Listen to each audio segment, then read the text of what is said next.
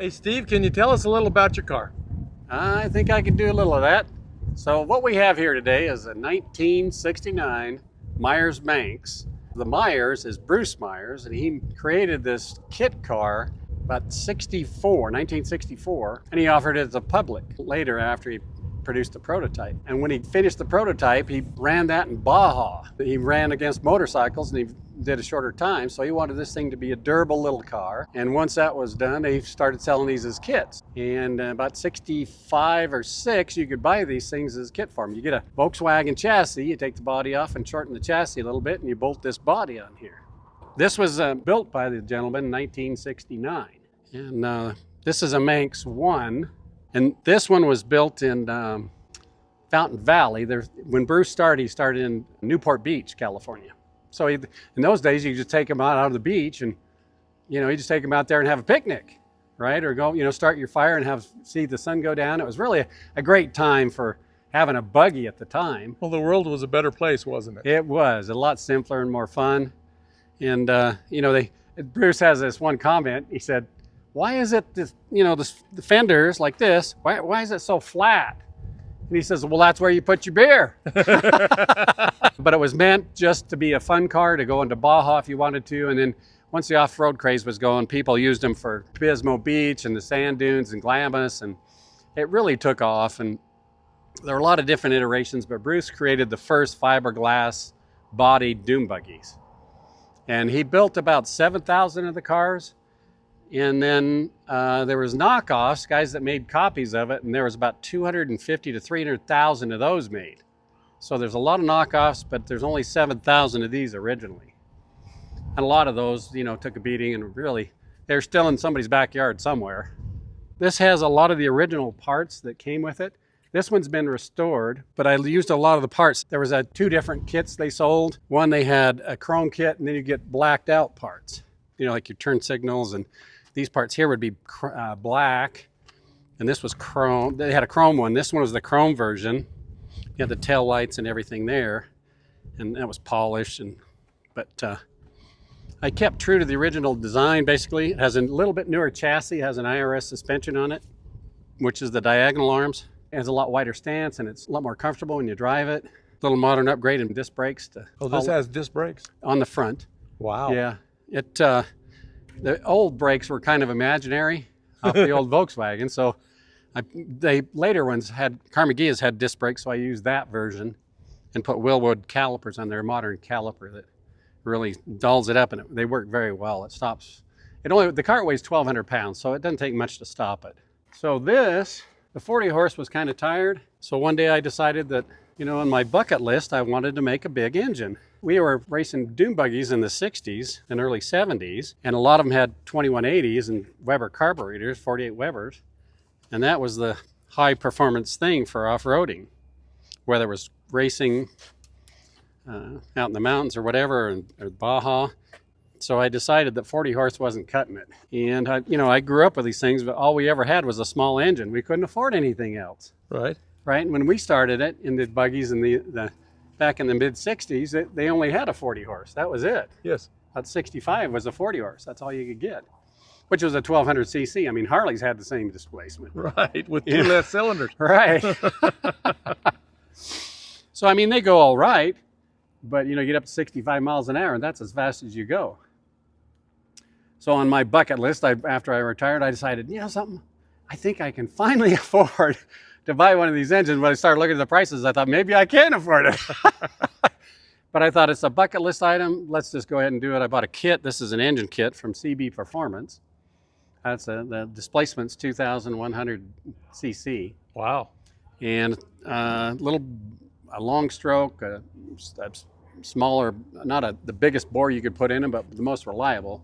I wanted the engine reliable. I built that up myself, and in fact, we just had an engine tune done on it on this Tuesday. I finally got it running, and got 500 miles on it, and the guy at downtown Phoenix says, I need 500 miles out, I need to change oil and adjust the valves and bring it down. So I have a tow bar. There's a real simple tow bar. You can hook it up to your car or truck and tow it wherever you want to go. So I just had a tow bar, and I put it on there. I took it down to him, and he spent about 2 hours on it, doing some work on the carburetors and all, and then he put it on the dyno and ran it. And it has about 150 horsepower to the wheels, Wow. which compared to an old Volkswagen, maybe the highest performance engine they had for bugs was about 65 horse. Yes. But that's net, so it's probably about 45 horsepower to the wheels, right?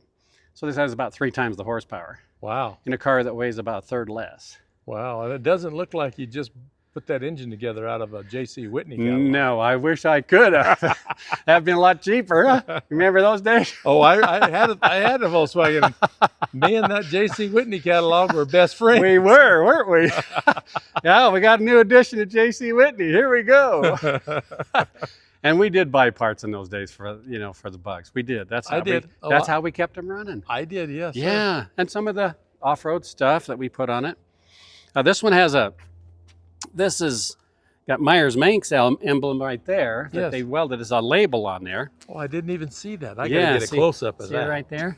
Look at that, right on the exhaust. Right. Wow. And Meyers Manx, before Bruce passed away, I got to actually see him. He was about 91. It was a couple years. He died when he was 94, but I actually went down to his factory in Escondido, California. We were at a water polo tournament for the Junior Olympics, right? We had 4-hour window to go see Bruce. So we ran over and saw Bruce and got together with Winnie, and they authenticated this as an original Manx at the time. I have the certificate. And I asked Winnie, I says, "Where's Bruce?"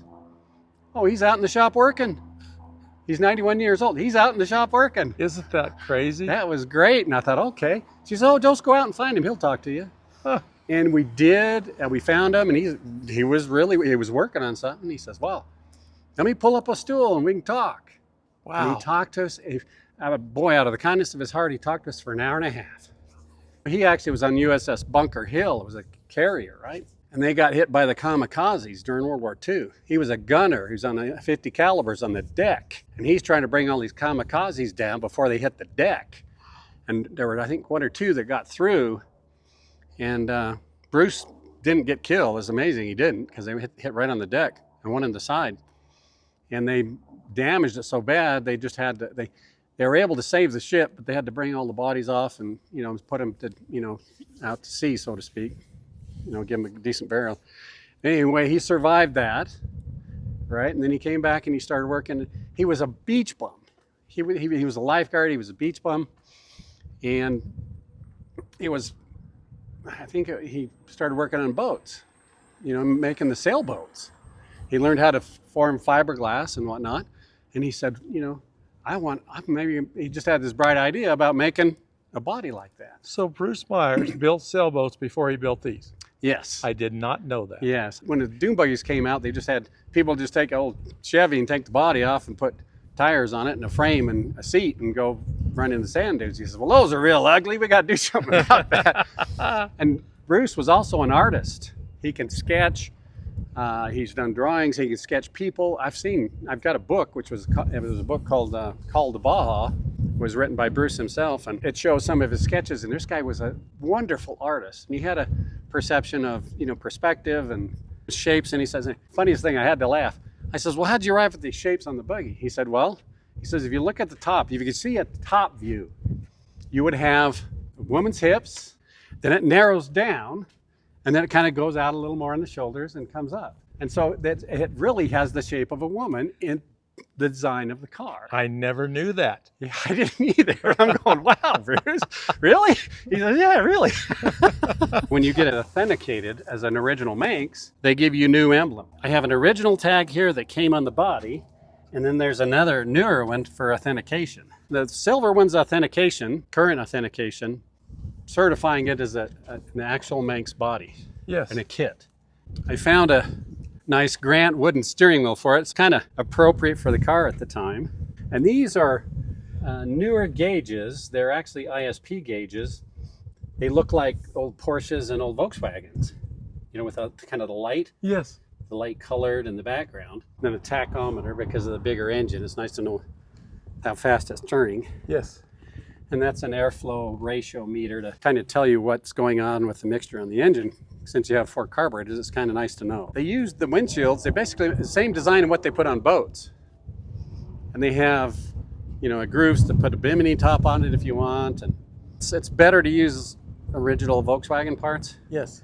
It's German parts, and the cars were very well built and they lasted a long time. And so I took about probably 10 years to find all the old original Volkswagen parts, the unused ones, the new old stock. I just, you know, scoured the earth to try and find all the original stuff. All the chassis, all the parts, everything. I collected all the German parts for that too. I put a later transmission in it. Volkswagen made Volkswagens in Germany up until 79. In 79, they made a special transmission, a totally new design on the transmission, and because they had a bunch of extra bus parts. So what they did is they created the 79 transmission to take all those surplus bus parts that they weren't going to be able to use, and they put them in this transmission. So it's it's one of the best transmissions you could put in them. It's probably bulletproof. It is, and it will take the horsepower that this engine puts out. Got 411 gearing, so it's pretty low geared. With that big of an engine that revs higher, it goes through the gears pretty quick. You know, they say the Manx buggies with running about the 2.1 liters, the 2110s, will run the quarter in about 12 seconds flat and about 4 seconds 0 to 60. Wow. So it's with that gearing that I have. So it's pretty quick, and it'll top out about 110. The wheels were designed for buggies. They're made for the 4-bolt pattern. Okay. With the later chassis. Yes, they are. And, you know, I put the BF Goodrich radial TA. Okay, that was the big thing in 1969 on cars. You had to have those. Yeah, radial TA, I remember. Right. And then on the back, you had to have, on these, since they have Volkswagen would have a very narrow tire, a 4 or 5 inch tire. Yes. But the offset was, you know, very narrow. Yes. So when you put an 8-inch rim on there, you get the deep dish, which was another thing that was important in the 60s. Oh, that's the deep dish look. And they're like the Model T Roadsters and stuff. They had deep dish wheels. Yes. I have 2 of these. I have Meyers Manx, and then it said BF Meyers and Company on the bottom. Okay. And this was a later version that Bruce had that I picked up there, and it says more smiles per mile. Today, you can still get the kits like these were made. This is what they call a classic version. It's just like this with a few minor changes in the body, but you can still get a body and make new ones if you want to do a kit.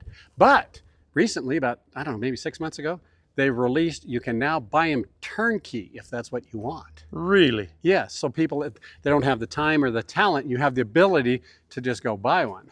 Or if you need to save a lot of money, you can build one yourself. First thing you ask me, is that a real Meyers Manx? And yes, the answer is yes. You know, and how you tell, there's a couple of telltale signs on can it. you let us know? Yeah. If you take your hand and check the glass thickness, start here and just come this way. And then stop right about here and put your fingers around it. That's really thick. Feel how thick it is right there. It's really thick, yeah. Look at that. Yeah, I feel it. It's about a 1/2 inch thick. Yes.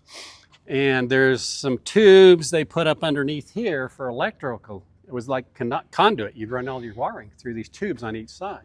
Very good. But so, and that stiffened it up even more. But Bruce built it tough for running in off-road racing. And that's why these kits, once they're made, if you can find one, they're restorable because they're so heavily built.